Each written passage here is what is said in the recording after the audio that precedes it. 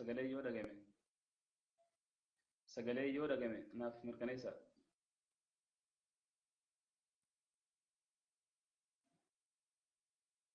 Sagalee isin eegan jira. Sagaleen hin dhagayamu jechaa jirtanii mee sagalee yoo dhagame naaf mirkaneessa osoo sagantaa kiyyatti hin seenne.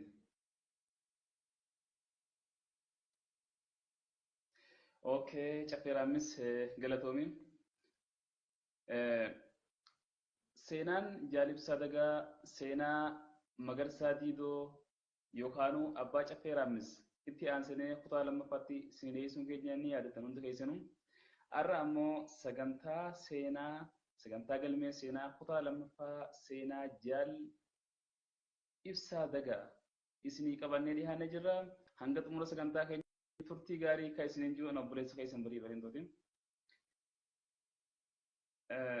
Ibsaa Dagaa eenyu?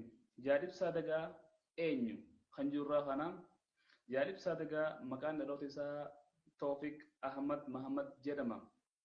Toofiq Ahmad Mahammad jedhama. Jaalibsaa Dagaa kan dhalatee godina Harargee Bahaa aanaa Goloodaa Ardaa Bareedaa Leencaa bakka jedhamtutti abbaa isaa Ahmad Mahammadii fi harmee isaa Qamaraa Liisoo irraa bara 1968tti dhalate. Jaalibsaa Dagaa gootota Oromoon qabsoo bilisummaa Oromoo keessatti ittiin boonanidha. Jaalibsaa Dagaa akkuma dhalatee guddateen roorroo diinaa dadhabuu irraa kan ka'e bara 1986 qabsoo bilisummaa Oromootiin hoogganamutti dabalame. Jaalibsaa Dagaa akkuma qabsootti dabalameen leenjii gahaa erga fudhateen booda humna taajjabbii buttaa Seelaffaa keessatti ramadame. Bara 1991 ajajaa muraasaa tahee osuma lolchiisaa jiruu baruma kana keessa Harargee Lixaa kaasee ija magaalaa Dagaagaa bakka jedhamtutti dhawamee madaawe. Achi booda Jaalibsaa Dagaa baruma kana dargiin kufee innis ajajaa buttaa humna taajjabii ta'uun bakka adda addaatti seenaa gootummaa hedduu nama hojjetedha. Keessattuu lola yeroo san mootummaa dargii keessattii fi kan kana fakkaatan kan akka lola Soogiddoo, lola Bososoo fi kanneen kana fakkaatan keessatti maqaan isaa yeroo hedduu wajjin ka'a. Jaalli kun ammas bara 1992 qophii madaawee sababa kanaan gara duubbee dhaabaatti dabarfame. Hanga bara 1993 addi bilisummaa Oromoo chaartara keessaa bahutti duubbee ture. Yeroon kun yeroo addi bilisummaa Oromoo diigmaa irraa itti ittisuu fi yeroo addi bilisummaa Oromoo faffaca'ina irraa itti ittisaa turedha. Garuu bara 1993 erga abaawoon chaartaraan baheen booda maqaan Ibsaa Dagaa uummata biratti beekamu bira darbee maqaan jaala kanaa kan waraanni wayyaanee ittiin wal abaaru yookaan ittiin wal sodaachisu ture.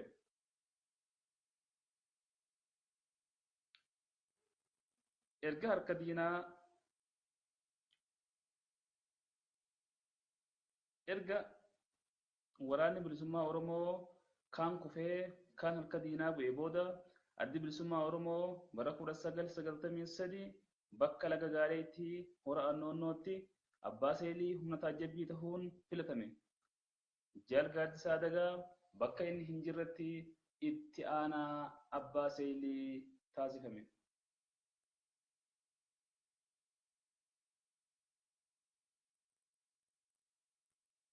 Baruma kana keessa Jaalibsaan waraana seelii takkaatiin bakka kanaa ka'ee Dadar bakka laga Kiyyoo jedhamtu dhaqe.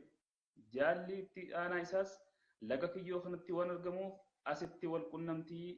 asitti jaalatti aanaatiin wal qunnamanii diina ol deebisanii gad deebisanii dhukkee irraa kaasanii namoota hedduu irraa ajjeesanii qawwee garaagaraa irraa hiikkatanii galii qabsoo bilisummaa Oromoo taasisan. warri irraa hafes baqatanii na'umteedhaan yaa rabbi na baasiidhaan dadaritti galte. Kana booda ibsaan humna duubbee tanzoonii gidduu aanaa malkaa balloo naannoo qummuuxuu jedhamtu turte qunnamuuf osoo deemaa jiruu bakka jalloo araddaa ejerii jedhamtutti wayyaanee duubbee isaanii dha'uuf deemtu lafa qonnaa tan bishingaan bosona fakkeesse keessatti haxxee hidhanii waraana wayyaanee fi jidduu buusanii dhukaasa akka roobaa itti roobsanii nama 4 jiraa booji'anii meeshaalee waraanaa kan akka giirnoo, kilaashii, bombiis irraa booji'anii galii qabsoo bilisummaa Oromoo taasisan. Waraanni wayyaanee warri lubbuudhaan irraa hafe baqatee burqaasawaa bakka jedhamtu gale. Baruma kana keessa aanaa goloodaa bakka bareedaa leencaa jedhamtu lola waraana wayyaanee waliin godhe irratti diina nama 5 fi ajajaa waraana diinaa madoo godhee booji'e. Ajajaan waraana diinaa madoo waan ta'eef wasaasaa irra kaa'ee ummata itti godhee magaalaa burqaa tirtiraatti galche.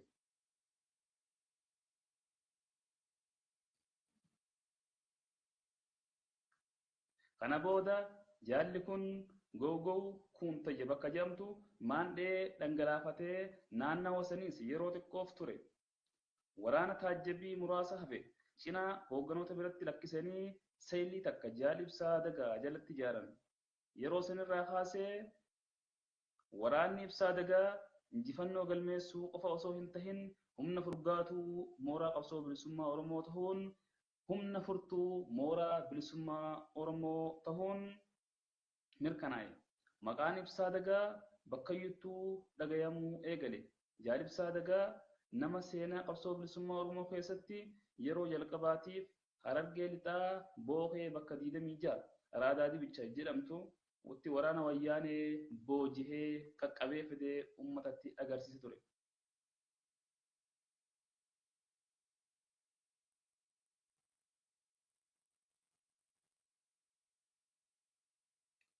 Haalli ibsaa dagaa kun hedduuwwan wayyaanee yaachisaa dhufeef bara 1994 ajajaa wirtuu basaasa wayyaanee ajajaan wirtuu waraana wayyaanee teessoo isaa magaalaa Ciroo godhatee bobbaa waraana jaal ibsaa dagaa hordofuu eegale.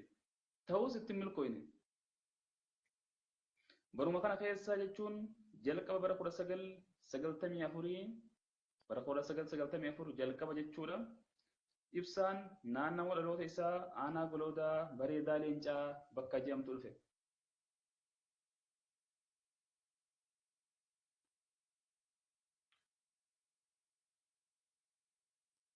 Yeroo inni naannoo kana dhufu gocha suukanneessaa dhala namaa irratti hin hojjetamne kan waraanni wayyaanee uummata keenya irratti raawwataa jiru kan akka shamarran qarree haadhaa fi abbaa duratti gudeedu, jaartii jaarsaa fi ilmaan duratti gudeedu, akkasumas qabeenya uummataa saamuu, horii uummataa qaqqalachuufaa dhaga'ee dhimma kana dirqama fudhannee mojoo naannawa malkaa maraa bakka jedhamtu dhaynee uummata kana waraana wayyaanee kan uummata keenya guddaa jiru kana tarkaanfii irratti fudhachuu qabna jedhanii naannawa sanitti imalan.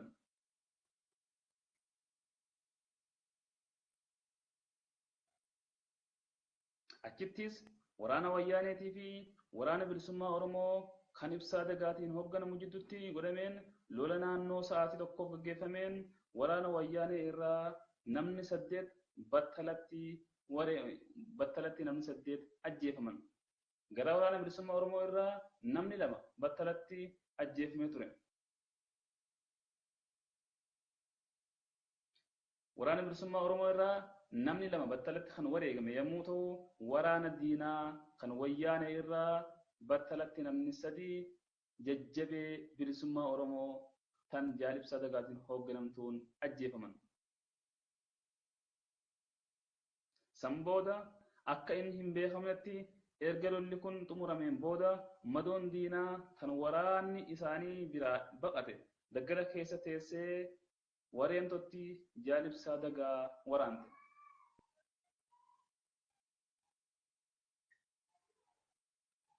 Jaalli kunis yeroo san ni madaa'e malee hin ajjeefamne.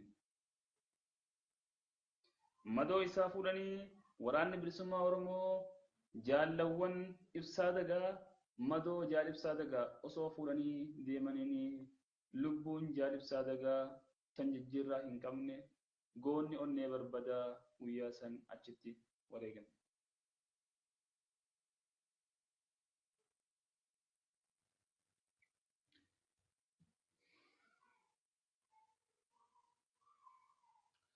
Madoo isaa waraanni bilisummaa fuudhanii hawwii saba koon dhugoomsa.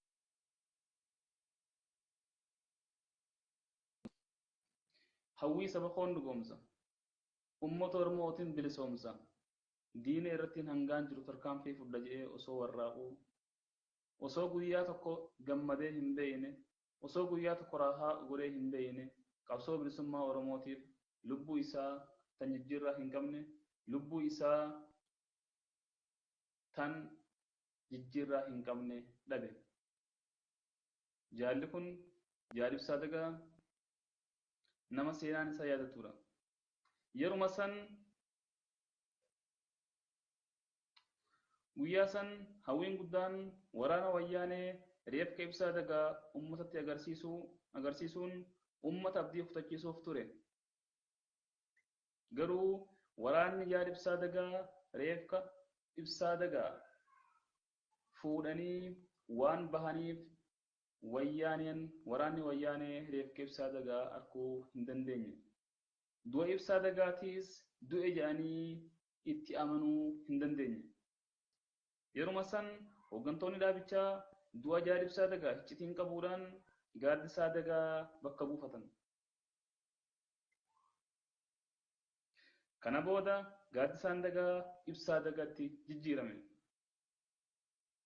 Kana jechuun Ibsaa Dagaatu Gaaddisaa Dagaatti maqaa jijjiirrate jechuun akka ololli kun wayyaanee biratti fudhatama akka argatu taasifame. Wayyaaneenis kana jechuu dandeesse tooftaan Ibsaa Dagaatii fi kan Gaaddisaa Dagaa tokko waan tureef Ibsaa Dagaatu Gaaddisaa Dagaatti maqaa jijjiirrate jechuudhaan yeroo dheertuudhaaf Gaaddisaa Dagaa isa boodaan lolchisaa ture. Goota onnee qeerransaa kan ija barbadaa kan diinaaf takkaa jilbatee hin beeyneen seenaan si haa yaadatu. Qabsaawaan ni kufa, qabsoon itti fufa. Kabajamtoota dhaggeeffattoota keenya. Seenaan Jaalibsaa Dagaa kanarraan tana qabannee isiniif dhiyaanne kana fakkaata.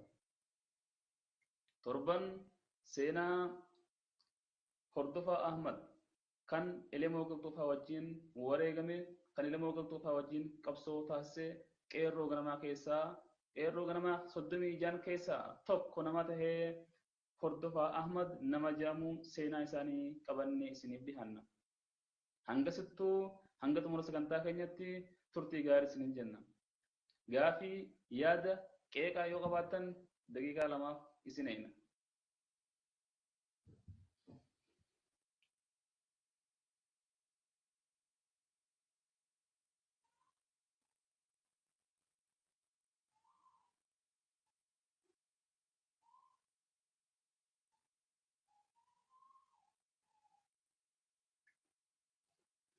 Kabajamtoota dhaggeeffattoota keenya.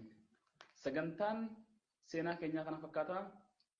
Gara peejii Humbannaa Global Networkiitiin sagantaaleewwan seenaa babbareedoo qabannee isiniif dhufaa waan jirruuf sagantaaleewwan ajaa'ibaa qabannee isiniif dhufaa jirra waan ta'eef peejii keenya sheer godhaa, peejii keenya laayikii godhaa, siifaristir nu haa isiniin jenna.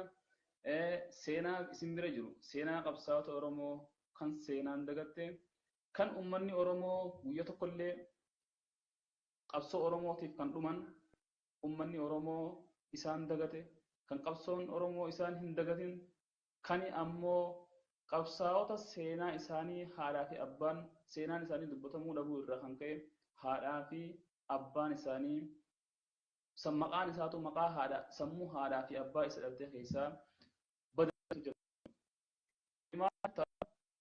Qabsaa'ota Oromoo kan seenaa dagatte qabsaa'ota akkasii finnee ummata keenya barsiisuun seenaa isaanii ol baafnee mul'isuun dirqama ummata Oromoo hundaati. Kanaafuu isin seenaa qabsaa'ota seenaan dagattee peejii keenyaan inboxii nu godhaa isiniin jenna. Imeelii keenyaanis inboxii nu godhuu dandeessan. Imeelii keenya bilbila keenya isiniif barreessinaa. Weebsaayita keenyaanis nu hordofaa isiniin jenna. Sagantaan seenaa keenyaa har'aa kanuma fakkaataa hanga xumura sagantaa keenyatti turtii gaarii kan isiniin jiru ani barii bareentooti nagaan naa tura.